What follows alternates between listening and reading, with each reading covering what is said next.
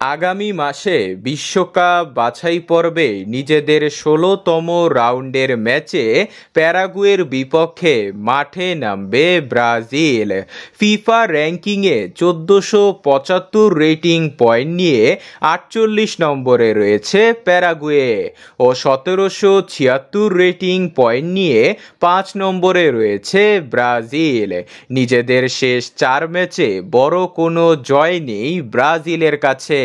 গতবারের দেখায় এই প্যারাগুয়ের কাছে হেরে গিয়েছিল সেলেসাওরা, তাই এবার জয় ছাড়া আর কোনো বিকল্প নেই ব্রাজিলের কাছে।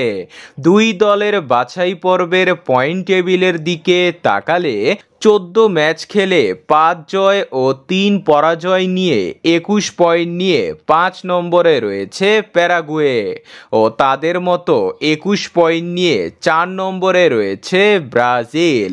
দুই দলের হেড টু হেডে সর্বশেষ ৫ ম্যাচে ৪টি ম্যাচ জিতেছে ব্রাজিল ও ১টি জিতেছে প্যারাগুয়ে। নিজেদের খেলা শেষ ৫ ম্যাচে ২টি ম্যাচ জিতেছে ব্রাজিল ও ২টি ম্যাচ জিতেছে প্যারাগুয়ে। ব্রাজিল ও প্যারাগুয়ের এই ম্যাচটি শুরু হবে জুনের ১১ তারিখ ভোর ৬টা ৪৫ মিনিটে। তো বন্ধুরা, ব্রাজিল নাকি প্যারাগুয়ে, কে জিতবে কমেন্টে জানান।